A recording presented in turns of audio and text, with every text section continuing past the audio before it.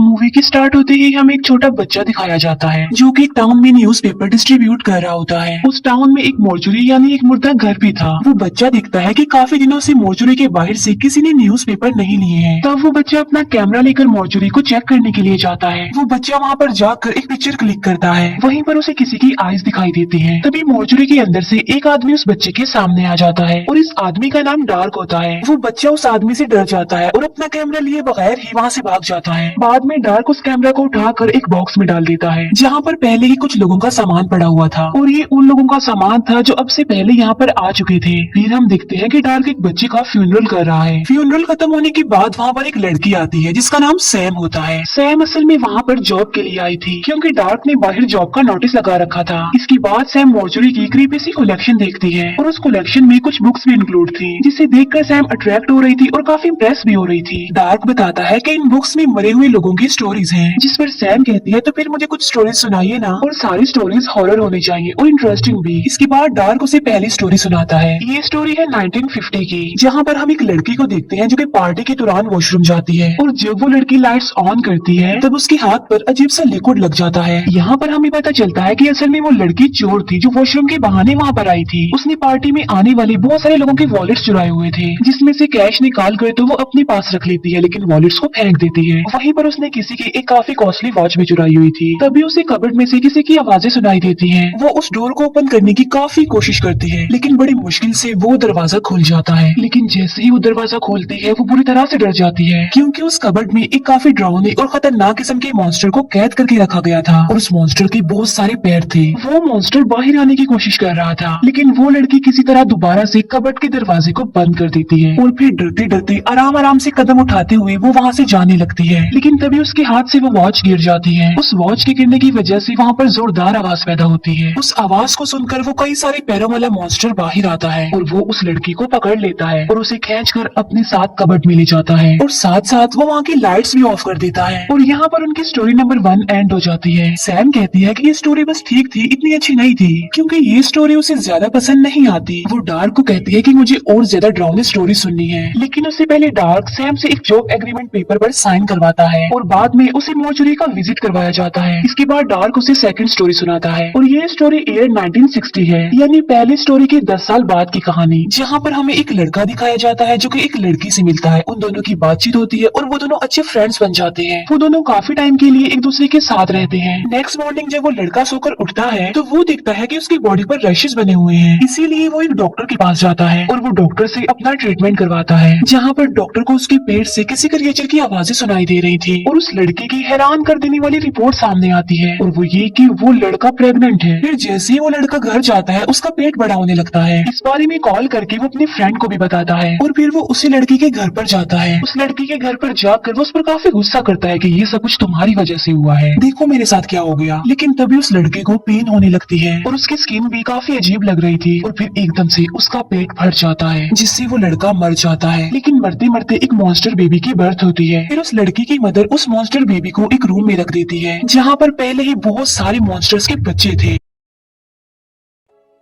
की बताई गई ये स्टोरी काफी अच्छी और काफी इंटरेस्टिंग लगती है क्योंकि ये मूवी ड्राउनी भी थी और इसमें काफी सस्पेंस भी था। फिर डार्क सैम को एक बेसमेंट में लेकर जाता है जहाँ पर वो सैम को एक लड़की की डेड बॉडी दिखाता है। फिर वो उसी लड़की की स्टोरी सैम को सुनाता है और ये स्टोरी ईयर 1970 की है, यानी ये भी पिछली स्टोरी के 10 साल बाद की कहानी है, जहाँ पर हम एक कपल को देखते हैं जो हस्बैंड वाइफ अपनी मैरिड लाइफ में काफी खुश थे और उसमें जो हस्बैंड होता है वो अपनी वाइफ से बहुत ज्यादा प्यार करता था। लेकिन शादी के फौरन बाद वो लड़की मेंटली डिसेबल हो गई। उस लेडी का हस्बैंड अपनी वाइफ को बिल्कुल ठीक करने के लिए बहुत ज्यादा कोशिश करता है, वो उसका बहुत ख्याल रखता था लेकिन उसकी तबीयत में जरा सी भी चेंजिंग नहीं आती। इस बात की वजह से उसका हस्बैंड काफी दुखी था और वो काफी टेंशन लेता था। फिर एक रात वो अपनी वाइफ को ठीक करने के लिए उसके साथ कैंडल लाइट डिनर करता है, लेकिन उस आदमी की वाइफ ना तो कुछ बोल रही थी और ना ही कुछ खा पी रही थी, इवन उसने मूव करना भी छोड़ दिया था। तभी उस लेडी का हस्बैंड उसे एक स्टैचू गिफ्ट करता है और साथ साथ वो खाने में अपनी वाइफ को मेडिसिन का ओवरडोज देता है क्योंकि ऐसा करने के लिए उसे डॉक्टर ने कहा था क्योंकि वो उसकी वाइफ को दर्द भरी और दुखी जिंदगी से आजादी देना चाहती थी। अब उस लेडी का हस्बैंड ऐसा करना तो नहीं चाहता था, लेकिन फिर भी उसे ऐसा करना पड़ा। लेकिन तभी उस लेडी का हाथ मूव करने लगता है और वो अपने हस्बैंड का हाथ पकड़ लेती है। अपनी वाइफ को मूव करता हुआ देखकर उसका हस्बैंड उसे वॉमिट करवाता है कि ओवरडोज की वजह से उसकी मौत हो सकती थी। लेकिन तभी उसकी वाइफ का सर टेबल पर जाकर लगता है, जिससे सामने पड़ा हुआ स्टैचू उसके सर में घुस जाता है और उसकी मौत हो जाती है। ये देखकर उस लेडी का हस्बैंड जल्दी से डॉक्टर को कॉल करता है और डॉक्टर को सारी बात बता देता है उसके मूव करने की, उसके मरने की। डॉक्टर उसे कहते हैं कि अपनी वाइफ की डेड बॉडी का जल्दी से कुछ करो, यानी उसे कहीं पर दफना दो, कहीं पर फेंक दो। ये सुनकर उस लेडी का हस्बैंड ऐसा ही करता है। वो अपनी वाइफ की डेड बॉडी को एक बॉक्स में डाल देता है, लेकिन बॉक्स छोटा होने की वजह से उस लेडी के पैर अंदर नहीं आ रहे थे। इसी वजह से उसका हस्बैंड उसके दोनों पैर काट देता है और कटे हुए पैरों को बॉक्स में डालकर वो लिफ्ट के जरिए वहाँ से जाने लगता है। लेकिन तभी अचानक से लिफ्ट बंद हो जाती है और उस बॉक्स से बहुत सारा खून बाहर आने लगता है, जिससे वो पूरे लिफ्ट खून से भर जाती है। इस बात की वजह से उस लेडी का हस्बैंड काफी डर जाता है और वहाँ से बाहर निकलने के लिए लिफ्ट के डोर्स को ओपन करने की कोशिश करता है। लेकिन तभी वहाँ पर उनकी नेबर आ जाती है और वो उस आदमी की हेल्प करने के लिए उसे लिफ्ट से बाहर निकालने के लिए पुलिस को कॉल कर देती है। लेकिन तभी अचानक से लिफ्ट चल पड़ती है और वो नीचे की तरफ जा रही थी। तभी वो आदमी बाहर देखता है और उसे उसकी वाइफ के साथ गुजारे गए सारे मोमेंट्स याद आने लगते हैं।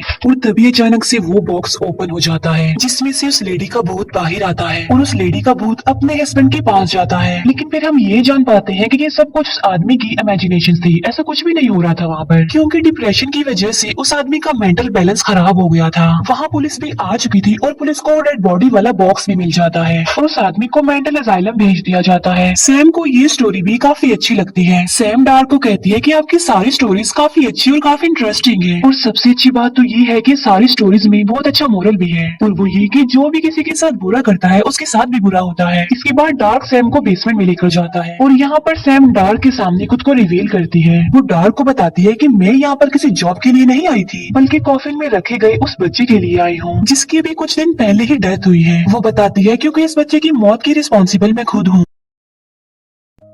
डार्क को अपनी स्टोरी सुनाती है। वो बताती है कि मैं इस बच्चे की बेबी सिटर थी और उस दिन उस बच्चे के पेरेंट्स घर पर नहीं थे और उन्होंने सैम के लिए एक वॉइस मैसेज छोड़ा था कि अगर सैम को भूख लगे तो वो कुछ भी बनाकर खा सकती है, जहाँ पर सैम अपने लिए मीट यानी गोश्त बना रही होती है। लेकिन तभी टीवी पर ये न्यूज दिखाई जाती है कि मेंटल असाइलम से कुछ पेशेंट भाग गए हैं और तभी उस घर में सैम को एक इंजर्ड आदमी नजर आता है। सैम उस आदमी की हेल्प करती है, लेकिन जब वो ये न्यूज सुनती है तो उसे उस आदमी पर शक होता है कि कहीं ये मेंटल असाइलम से भागकर तो नहीं आया, और इसीलिए वो उस आदमी का हाथ मीट ग्राइंडर में डालकर पूरी तरह से उसका हाथ ग्राइंड कर देती है। और वहाँ पर सैम और उस आदमी के बीच काफी फाइट होती है और इस फाइट की वजह से सैम बेहोश हो जाती है। फिर वो आदमी उस बच्चे के रूम में जाने लगता है, लेकिन तभी सैम को होश आ जाता है और वो भी वहाँ पर चली जाती है, जहाँ एक बार फिर से सैम और उस आदमी की फाइट होती है। और फाइट के दौरान इस बार वो आदमी स्टेयर्स पर से नीचे गिर जाता है। तभी वहाँ पर सैम आती है और उस आदमी को कहती है कि तुम स्टूपिड हो, तुमने मेरा डिनर खराब करके रख दिया। ये कहते ही वो उस आदमी के सर पर टीवी फेंक देती है, जिससे उसका सर क्रश हो जाता है। फिर थोड़ी देर गुजर जाने के बाद उस बच्चे के पेरेंट्स वहाँ पर आ जाते हैं, जो उस आदमी को देखकर काफी शॉक्ड रह जाते हैं और काफी डर भी जाते हैं,